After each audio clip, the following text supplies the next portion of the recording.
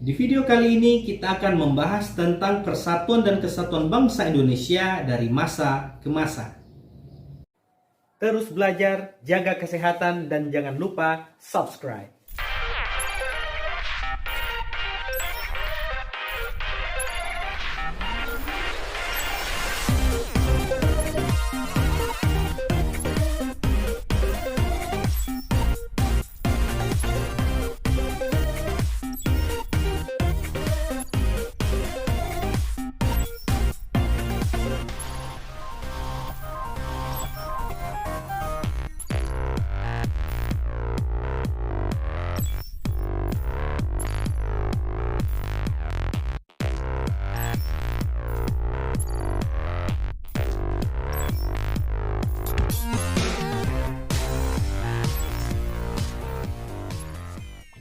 Proses mempertahankan keberadaan Negara Kesatuan Republik Indonesia mengalami dinamika yang sangat menarik untuk dikaji. Persatuan dan kesatuan bangsa menjadi modal utama untuk mempertahankan Negara Kesatuan Republik Indonesia. Ternyata tidak selamanya berdiri kukuh. Persatuan dan kesatuan bangsa Indonesia dalam perwujudannya sangat dinamis. Ada kalanya persatuan dan kesatuan bangsa itu begitu kukuh, tetapi ada juga masa ketika persatuan dan kesatuan bangsa menjadi ujian ketika digorong oleh gerakan-gerakan pemberontakan yang ingin memisahkan diri dari NKRI, serta segala bentuk teror yang bisa berdampak munculnya perpecahan di kalangan masyarakat Indonesia. Akan tetapi, kita patut bersyukur ancaman atau gangguan tersebut tidak membuat negara kita menjadi lemah, tetapi semakin kuat untuk menunjukkan eksistensinya pada dunia. 1. Persatuan dan kesatuan bangsa pada masa Revolusi Kemerdekaan 18 Agustus 1945 sampai 27 Desember 1949. Pada periode ini bentuk negara Indonesia adalah kesatuan dengan bentuk pemerintahan adalah republik yang mana presiden berkedudukan sebagai kepala negara sekaligus sebagai kepala pemerintahan. Sistem pemerintahan yang dipakai adalah sistem pemerintahan presidensial. Dalam periode ini yang dipakai sebagai pegangan adalah Undang-Undang Dasar 1945. Akan tetapi dalam pelaksanaannya belum dapat dijalankan secara murni dan konsekuen.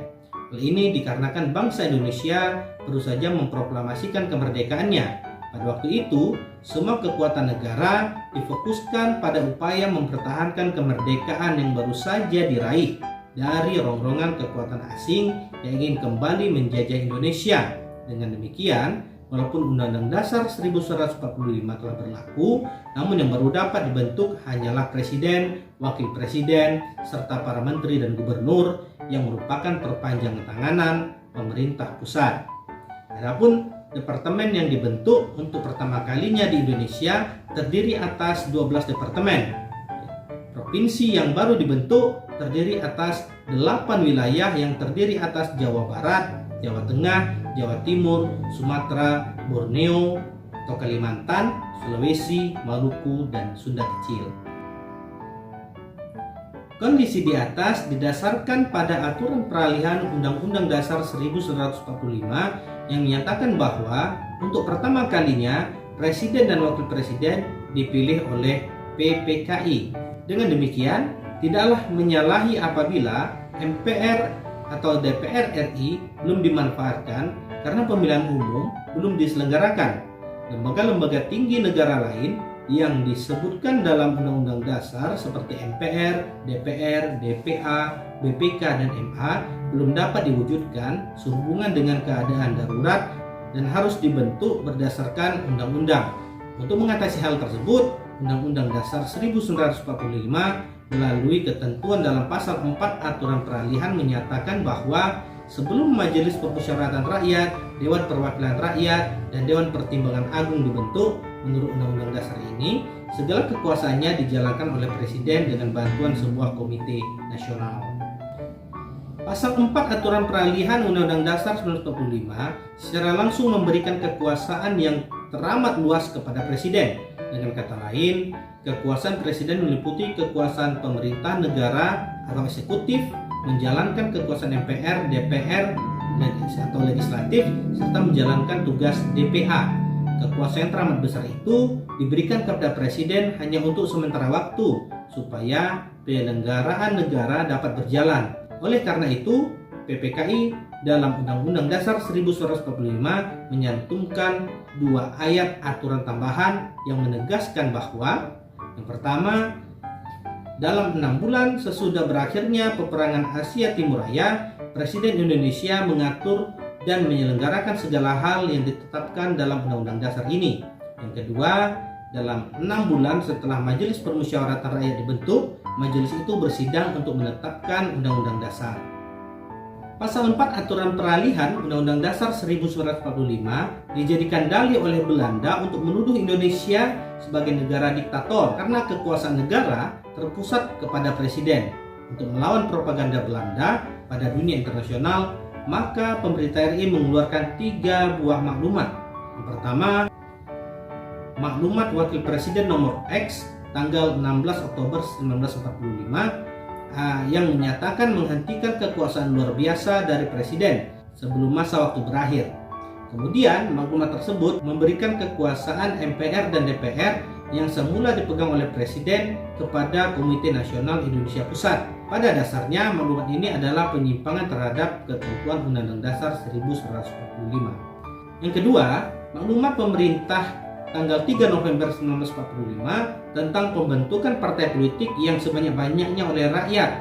Hal ini sebagai akibat dari saat itu bahwa salah satu ciri demokrasi adalah multipartai. Maklumat tersebut juga sebagai upaya agar dunia barat menilai bahwa Indonesia adalah negara yang menganut azas demokrasi. Maklumat pemerintah tanggal 14 November 1945 yang intinya mengubah sistem pemerintahan presidensial menjadi sistem pemerintahan parlementer. Maklumat tersebut kembali menyalahi ketentuan Undang-Undang Dasar 1945 yang menetapkan sistem pemerintahan presidensial sebagai sistem pemerintahan Indonesia. Ketiga maklumat di atas memberikan pengaruh yang cukup besar terhadap sistem ketatanegaraan Indonesia. Maklumat pemerintah tanggal 14 November 1945 telah membawa perubahan total dalam sistem pemerintahan negara kita. Pada tanggal tersebut, Indonesia mulai kehidupan baru sebagai penganut sistem pemerintahan parlementer. Dengan sistem ini, presiden tidak lagi mempunyai rangkap jabatan. Presiden hanya sebagai kepala negara, sedangkan kepala pemerintahan dipegang oleh Perdana Menteri. Kabinet dalam hal ini, para menteri tidak bertanggung jawab kepada presiden, tetapi kepada DPR yang kekuasaannya dipegang oleh BPKNPI. Secara konseptual, perubahan ini diharapkan akan mampu mengakomodasi semua kekuatan yang ada dalam negara ini. Akan tetapi pada kenyataannya, sistem ini justru membawa bangsa Indonesia ke dalam keadaan yang tidak stabil. Kabinet-kabinet parlementer yang dibentuk gampang sekali dijatuhkan dengan mosi tidak percaya dari DPR. Sistem pemerintahan parlementer tidak berjalan lama. Sistem tersebut berlaku mulai 14 November hingga 27 Desember 1945. Dalam rentang waktu itu terjadi beberapa kali pergantian kabinet. Kabinet yang pertama dipimpin oleh Sultan Syahrir yang dilanjutkan dengan Kabinet Syahrir II dan III. Sewaktu bubarnya Kabinet Syahrir III sebagai akibat meruncingnya pertikaian antara Indonesia dan Belanda, pemerintah membentuk Kabinet Presidensial kembali pada 27 Juni 1947 sampai 3 Juli 1947. Namun atas desakan dari beberapa partai politik, Presiden Soekarno kembali membentuk kabinet parlementer sebagai berikut. Pertama, Kabinet Amir Syarifuddin 1, 3 Juli hingga 11 November 1947. 2. Kabinet Amir Syarifuddin 2, 11 November 1947 hingga 29 Januari 1948. 3. Kabinet Hatta 1, 29 Januari 1948 hingga 4 Agustus 1949. 4. Kabinet Darurat Mr. Syarifuddin Prawira Negara 19 Desember 1948 hingga 13 Juli 1949. 5. Kabinet Hatta II 4 Agustus hingga 20 Desember 1949. Kondisi pemerintahan tidak stabil. karena kabinet yang dibentuk tidak bertahan lama serta rongrongan kolonial Belanda yang ingin kembali menjajah Indonesia. Pemberontakan tersebut menambah catatan kelam sejarah bangsa ini dan rakyat makin menderita. Periode Negara Kesatuan Republik Indonesia berakhir seiring dengan hasil kesepakatan konferensi meja bundar yang mengubah bentuk negara kita menjadi negara serikat pada tanggal 27 Desember 1949. Periode ini juga ditandai dengan munculnya gerakan-gerakan separatis dengan tujuan mendirikan negara baru yang memisahkan diri dari NKRI, seperti pemberontakan Partai Komunis Indonesia di Madiun 1958 dan gerakan Darul Islam atau Tentara Islam Indonesia di daerah Jawa Barat. Demikian pembahasan kita pada video kali ini. Mudah-mudahan Anda semua dapat memahaminya. Assalamualaikum warahmatullahi wabarakatuh.